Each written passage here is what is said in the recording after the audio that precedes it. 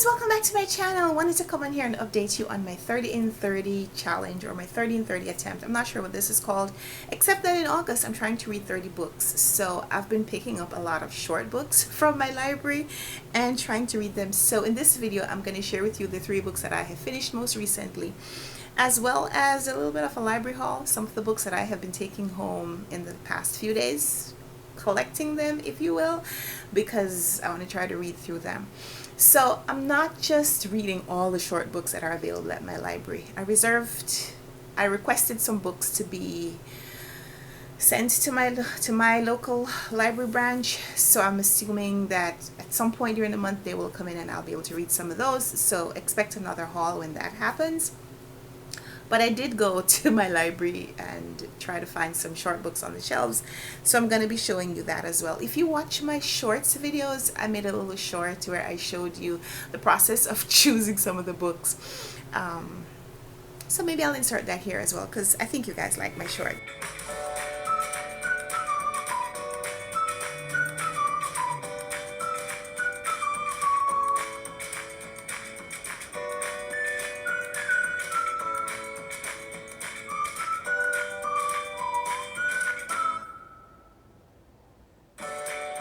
So here are the books that I have finished most recently, the most recent 3. So I read Dominique Starnone's Trick, and this one is translated from Italian by Jhumpa Lahiri. I have been reading a lot of translated works, so I really like this. And then at the end I got a little confused because there is some, like, a racial slur is included in the appendix.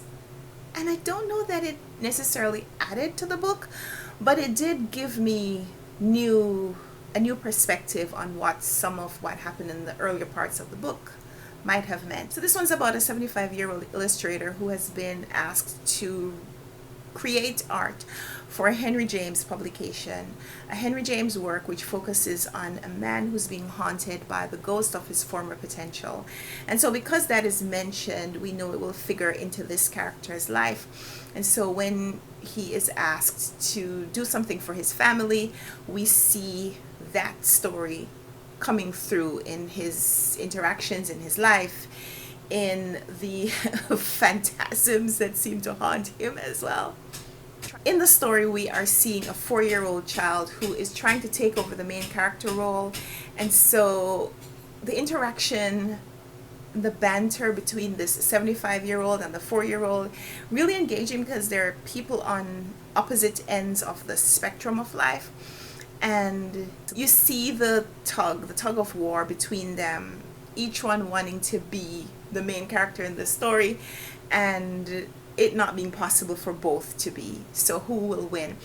This was really engaging, like I said, and it is told from the perspective of the older man, with this little kid kind of butting in, and I found that to be quite interesting. But then we get to an appendix, which was a little shocking to me, because in most of the work we are getting visual descriptions, and if you've been watching my channel for a while, you may remember that I love books that talk about art.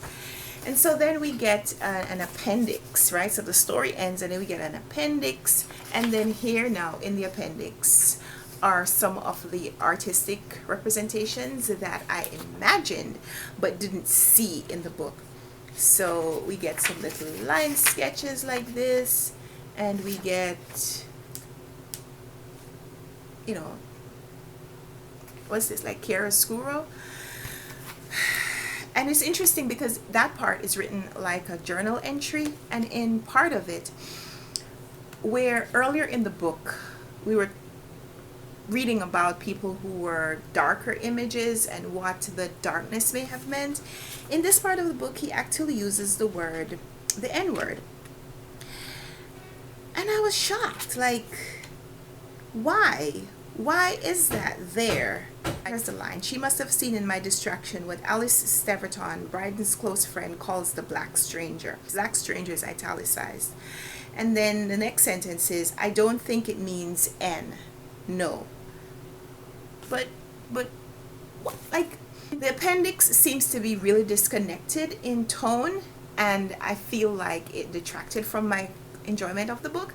And so while reading the book, it was more of a 4.5 star. I brought it all the way down to a 3 star because of that reference, because I didn't quite understand it. Why was it there?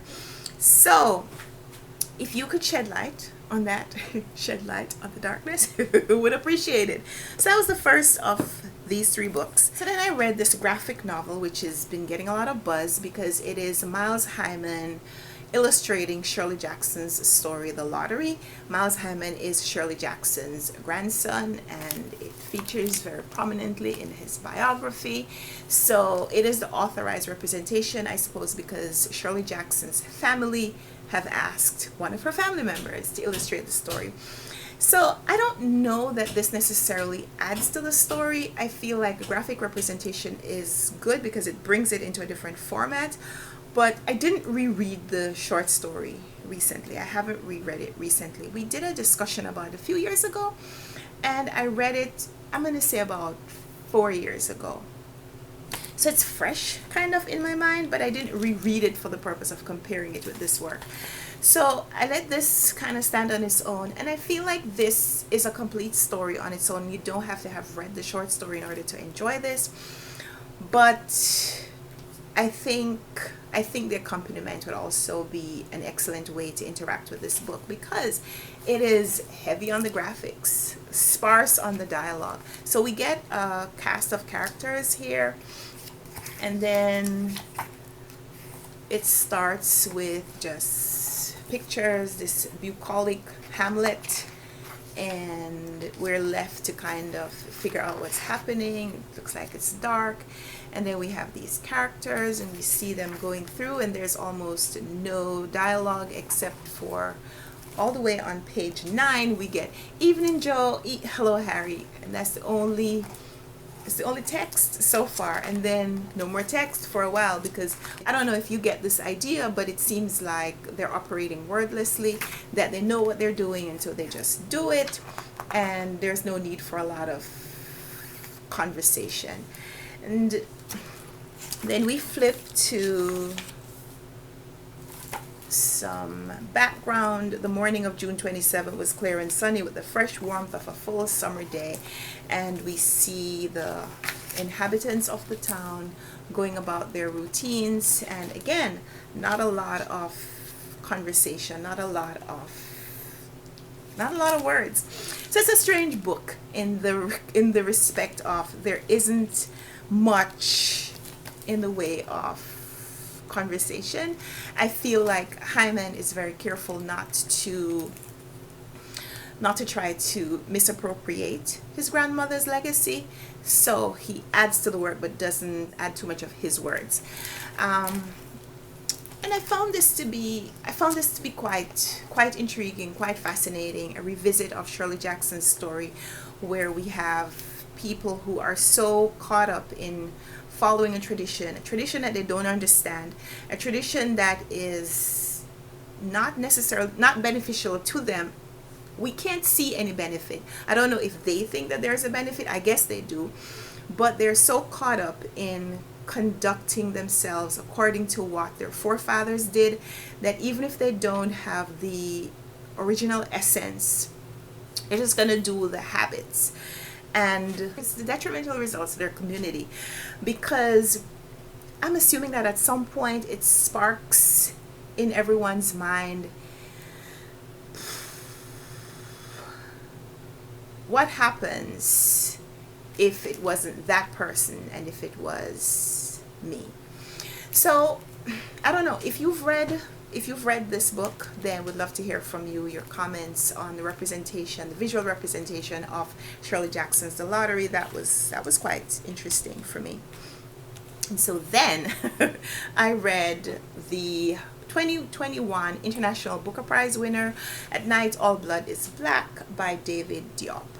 This is about a man who is fighting in the war, in World War I. He is an African man from Senegal, Alpha D, and he is fighting as a so-called chocolat soldier with the French army. So we see his interaction with Caucasians, both on the side that he is fighting for as well as on the enemy side. And so there's some really graphic descriptions in here as he tries to describe what happens to his friend and the death that he is trying to avenge and how he does so, what he does to the enemy, or who he considers to be the enemy, trying to avenge the death of his friend. And yeah, very, very graphic, very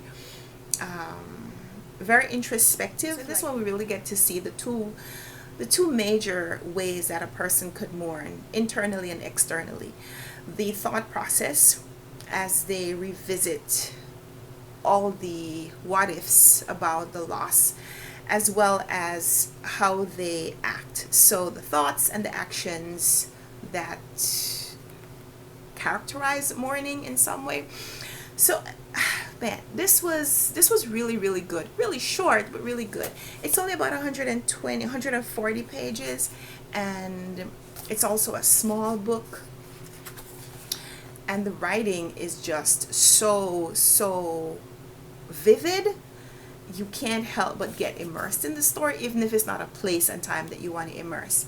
This cover is also really representative, and so yeah, this was really really good. Really, really good. So those are the 3 books that I have finished recently. Then here are some books that I got from the library, so you'll probably be hearing about them very soon. I'll show this cover first, since someone asked me to show what this book was. This is Your Nostalgia is Killing Me, Linked Stories by John Ware. Haven't yet read it, so we'll talk about it when I do. Another Brooklyn by Jacqueline Woodson. This is Paradise by Abdul Razak Gurna. A lot of books about Africa. I'm here for it. I'm buddy reading Brother Man by Roger Mays. I'm going to be buddy reading this with Diverse PhD Reads, and both of us have started this book at some point in the past and just didn't finish, so we're going to be reading that together this month. Frying Plantain by Zalika Reed Benta. I started this during Caribathon. I read about half of the book and didn't finish, so we're going to be starting this again. Then I got some other books. Elevation by Stephen King. I have yet to read a Stephen King book, and I'm scared. Like, I'm a big scaredy cat, so I don't want to spend too much time with the horror, but I picked this one up because it is a novella, so hopefully we'll get to that very soon. Balzac and the Little Chinese Seamstress. This comes up in a lot of lists, and I've been wanting to read it, so I don't know how to pronounce the author's name, but I will find out when I read the book. And The Perfect Nanny by Leila Slimani. I think this one has another title, so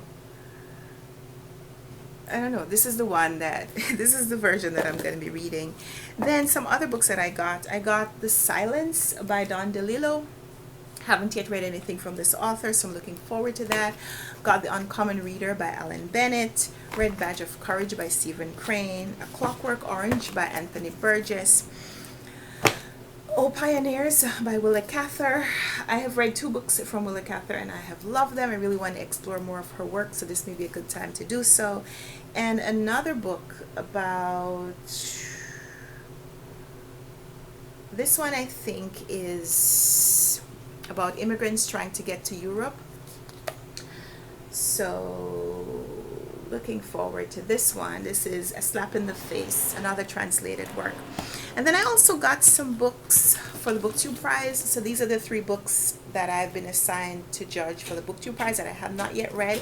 So this is, his name is George Floyd, An Immense World, which I had no idea was this big, and The Escape Artist. So those are some books that I have taken home from the library recently. Let me know in the comments down below what books you've been reading, if you've read any of the books that I talked about, you want to share some thoughts with me. And of course, your library haul. How many books do you have out from the library? I am very close to my 50 book limit again. And my daughter has her own card, so she has her books on her card. There was a point where I had left her card at home, and so I was putting her books on my card, but now all the books on my card are mine, so I have a lot of books out from the library. So I'd love to know what your number is today. Thank you so much for watching, and until we come back for another video, happy reading. Bye.